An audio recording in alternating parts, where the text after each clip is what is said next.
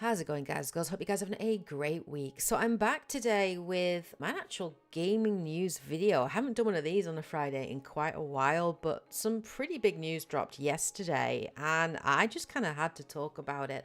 Obviously, this is about Redfall. You guys know that the controversy surrounding the release of Redfall, that it is one of the worst games published by Microsoft this year. I think it stands at like 54 on Metacritic, and it was developed by Arcane Austin, who are known for fantastic series like Prey, Dishonored, and single-player immersive sims. This game was an absolute dumpster fire in terms of performance, gameplay design, AI, just everything in general. It was a decidedly mediocre game.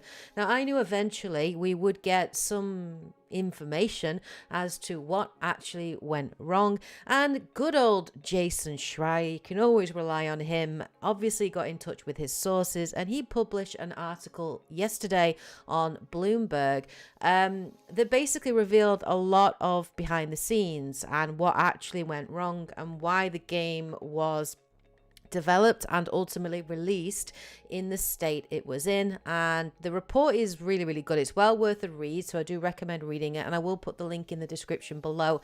But I want to just go through the report today and generally give my thoughts on it. So according to the report, the development for Redfall actually began in 2018, and a lot of the kind of inspiration or movement behind this whole games as a service actually came at the time from ZeniMax, which was the huge sort of privately owned publisher for Bethesda Softworks, and they were ultimately not doing well and looking to sell themselves. So what they basically did is they kind of put pressure on their development studios and subsidiaries to create games that would generate revenue beyond the initial sales. And obviously they were trying to cash in on the games as a service model and hopefully make billions, just like games like Overwatch and Fortnite were making at the time.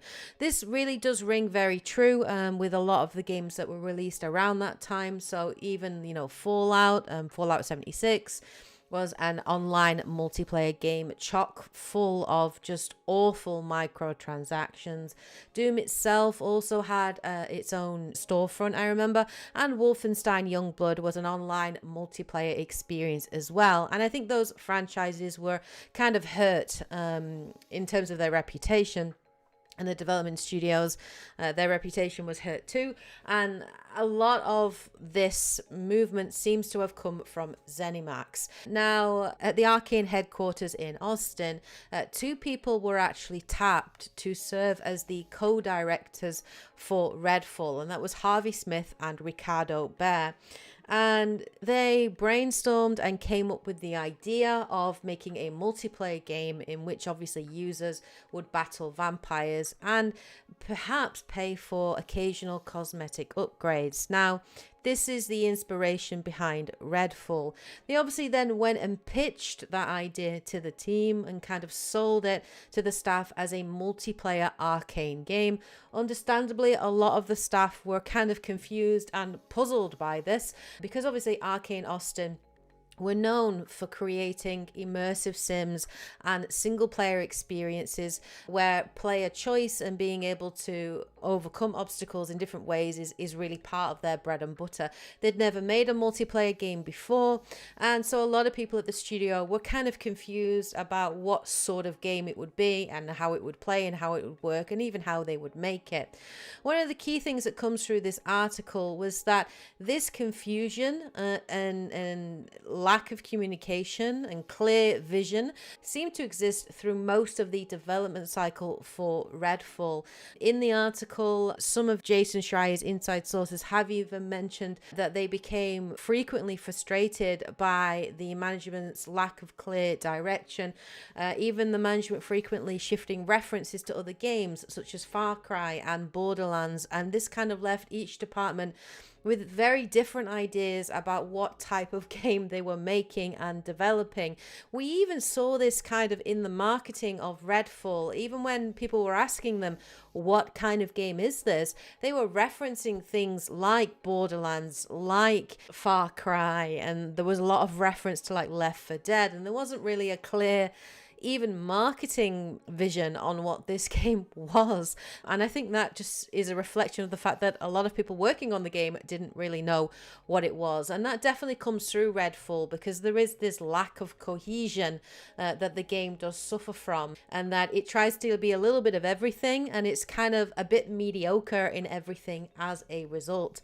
Apparently throughout the game's development as well, the Arcane staff were constantly understaffed. I think in the article it does say that they employed less than 100 people, which when you are working on a single player game like Prey or Dishonored, that number might be completely fine and satisfactory. But when you are working on a big multiplayer game that is supposed to compete with the likes of Fortnite or Destiny, those staffing levels are very subpar, very minimal, and a lot of those development studios like Bungie, for example, employ hundreds of staff. So already the studio was struggling because it didn't have enough staff to be able to work on the game.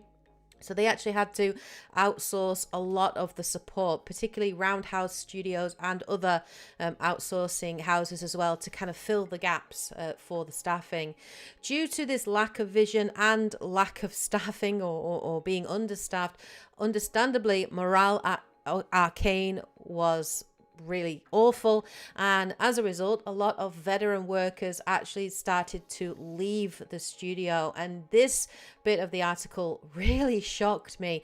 Apparently by the end of Redfall's development, roughly 70% of the Austin staff who had worked on Prey were no longer at the company.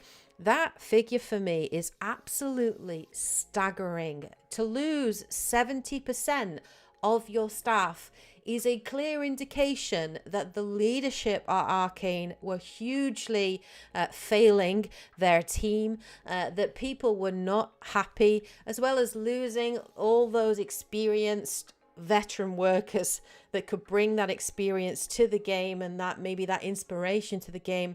That is pretty shocking. So not only did they have a staffing problem, but that was exacerbated by the fact that they were actually bleeding staff as people were choosing to leave the studio just because they didn't believe in the project, they didn't believe in Redfall, they didn't want to remain at Arcane and develop multiplayer games.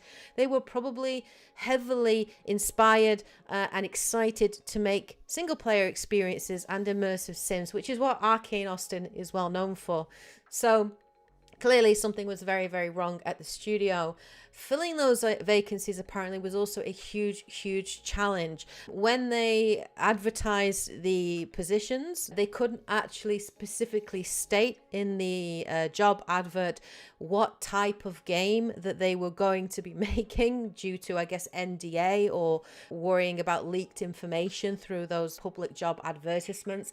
So what ultimately ended up happening is Arcane wanted to hire recruits that were experienced in making multiplayer shooters to bring new blood into the studio and help with that development. But what actually ended up happening is the people that applied for those jobs wanted to actually largely work on single player immersive sims. So you can imagine their shock and horror when they discovered that they would be working on Redfall, this online multiplayer games as a service game that they clearly had not applied for.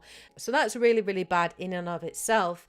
Then of course Microsoft purchased ZeniMax for $7.5 billion in September 2020.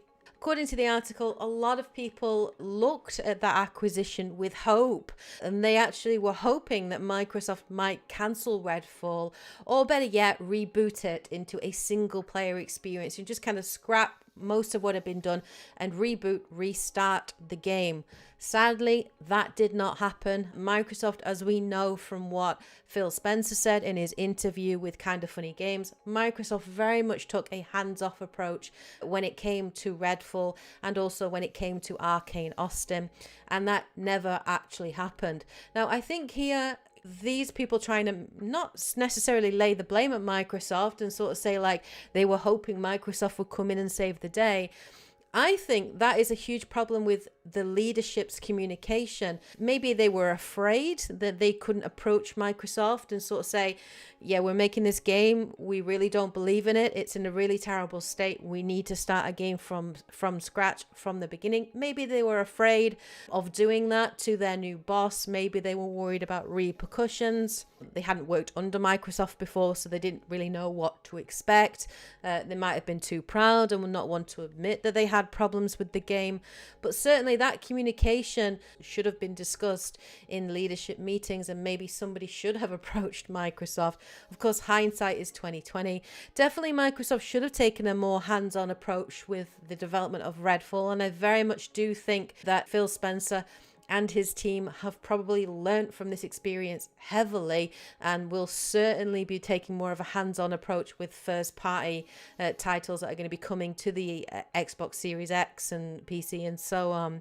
It is interesting, and I think Microsoft kind of added to the problem, because obviously in 2021 in their press conference they basically positioned Redfall as being one of their biggest upcoming releases. So there was a lot of marketing put behind this game.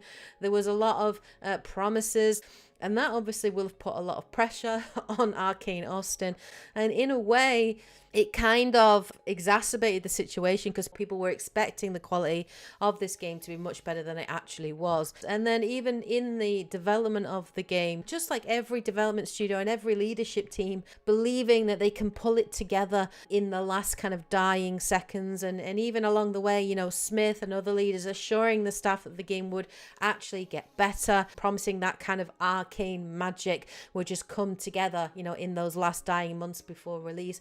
We've seen other development studios have the same stupid approach, like BioWare is known for this. It's not realistic. It doesn't work, and often it can heavily hurt your staff, not only in terms of morale but also in terms of their mental and physical well-being. So yeah, like, this article was quite interesting. It even revealed the fact that Redfall originally would have been a lot worse, because originally apparently it did have an in-game store where you would purchase skins, weapons and cosmetics, and that was only removed in 2021 when games as a service was kind of becoming extremely controversial, and a lot of gamers pushing back against this. So Arcane decided to kind of completely scrap its in-game monetization plans. Whether they implement those later or not, I guess we'll have to see. I think it would be suicidal if they chose to do so, but it's interesting. So the article's really well written. Obviously, just like other game developments, it clearly shows a lack of vision. This always seems to be a problem with these sorts of games.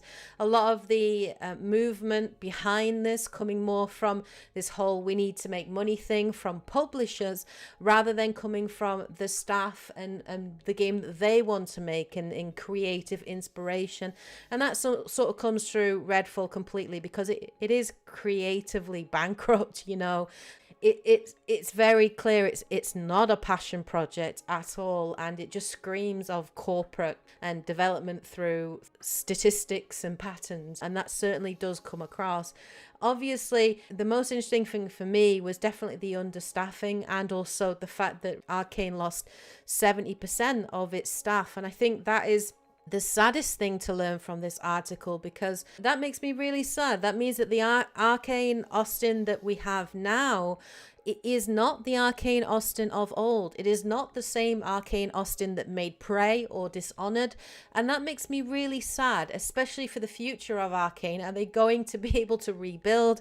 Are they going to be able to get back to doing what they do best and make games that they actually want to make, as opposed to having things sort of forced upon them?